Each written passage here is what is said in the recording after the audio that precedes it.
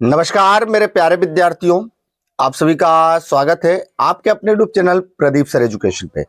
लगातार मैं आप सभी को कुछ ना कुछ इन्फॉर्मेशन पेपर के थ्रू लाता रहा हूं, क्योंकि पेपर अब कुछ ही दिनों में आपके पास पहुंच जाएंगे और लगभग आपको जो डर बना हुआ है उसको भी मैं कुछ कम करने का प्रयास करूंगा।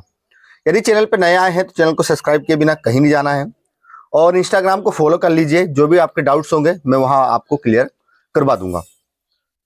न्यूज आपके लिए ये है मेरे प्यारे विद्यार्थियों, मैथ्स साइंस ग्रुप सबसे ज्यादा स्कोर करने वाले विषय, ये तो आपको पता ही होगा, ये तो मैंने आपको बता ही दिया था। लेकिन अभी फिलहाल मैं किसकी बात करूंगा, जो टॉपर्स ने बताया है मैथ वर्क जरूरी है, ठीक है ना। पूरे नंबर मिलेंगे, एनसीईआरटी किताबों से पढ़ना है आपको मेरे प्यारे विद्यार्थियों। ये चीजें क्या है ये मैं पहले बता चुका हूं आप सभी को। लेकिन आज फिलहाल क्या है, हिंदी का सब्जेक्ट जो होता है, इंग्लिश में थोड़ा ध्यान दे तो एनालिसिस पैकेज में पूरे नंबर हासिल कर सकते हैं।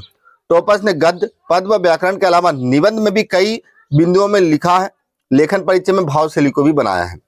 पूरी इंफॉर्मेशन देता हूं मैं क्या चीज है मेरे प्यारे विद्यार्थियों। आर्ट्स के की टॉपर की बात कर ली मैंने कि कैसा हो सकता है, साइंस और मैथ्स ग्रुप की भी बात कर ली। लेकिन आज मैं हिंदी और इंग्लिश वाले जो अपने पास टॉपर्स में गद आते हैं, पद होते हैं या पैसे जाते हैं, इस चीज में क्या कैसे हम लिखे जिससे हमारे नंबर पूरे आ सके। एमपी बोर्ड की 12वीं परीक्षा में भाषा हिंदी इंग्लिश के पेपर का महत्वपूर्ण स्थान होता है।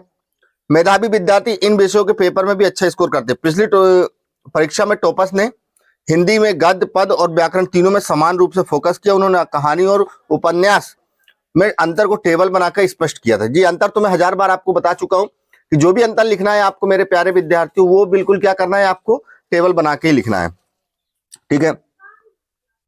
इसमें कई एनालिसिस किया गया। संबंधित विषय ने बताया कि लेखक परिचय निबंध अपठित गद्यांश सही शब्द चयन से ही अच्छे नंबर हासिल किए जा सकते हैं।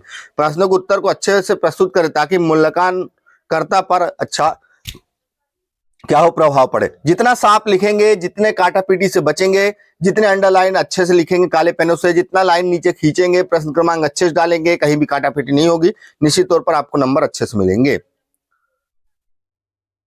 ठीक है।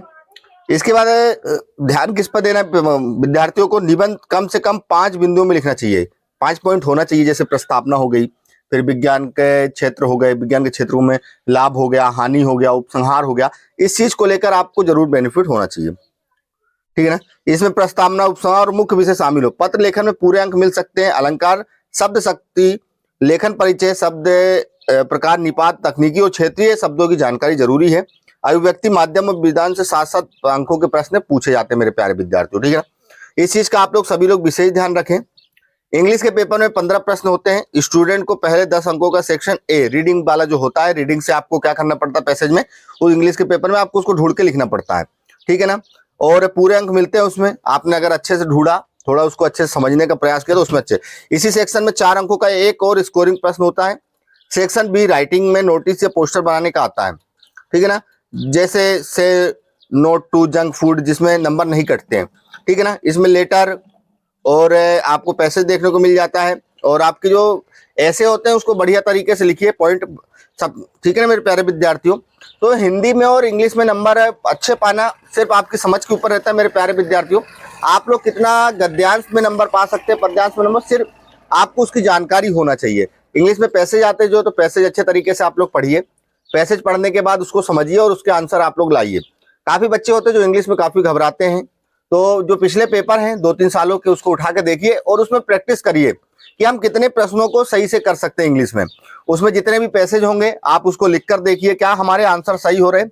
आपको नहीं पता उसके आंसर, तो जाहिर सी बात है कि आप लोग अपनी परीक्षा दिन में उन पेपर दिए रहते। पेपर कहाँ मिलेंगे आप टेंशन नहीं लेना, पेपर परीक्षा दिन के पीछे आपको अवेलेबल होते हैं 3 साल के, तो उसमें आप देखिए और अपने से ढूंढने का प्रयास कीजिए। पहले आंसर न देखिए, पहले प्रयास करिए, देखिए कितने आप सवाल मतलब पैसेज में आंसर अच्छे से ढूंढ सकते हैं। ऐसे हिंदी में करिए जिससे आपकी प्रैक्टिस हो जाए। 10 दिन से भी कम समय बचा है पेपर मेरे प्यारे विद्यार्थियों, तो ऐसी प्रैक्टिस करिए, पेपर उठाइए, उनमें से प्रैक्टिस करना है, देखना है कि हम पैसेज में कितने नंबर पा सकते हैं, हिंदी में गद्यांश पद्यांश में कितने नंबर पा सकते हैं, हम निबंध कैसे लिखते हैं, हम ऐसे कैसे लिखते हैं, हम एप्लीकेशन या लेखन पत्र कैसे लिखते हैं, ये लिख लिख कर अब आपको देखना है। अब आपने जो याद कर लिया वो सब कुछ याद कर लिया, लेकिन अब आपको लिख के प्रैक्टिस करनी। बिना लिख के प्रैक्टिस में आप अच्छे नंबर नहीं पा सकते मेरे प्यारे विद्यार्थियों।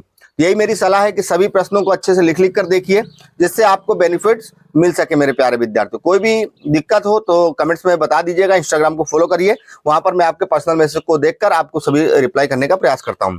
बाकी आज के लिए यही इन्फॉर्मेशन थी। जय हिंद, जय भारत, जय वंदे मातरम, जय श्री राम मेरे प्यारे विद्यार्थियों।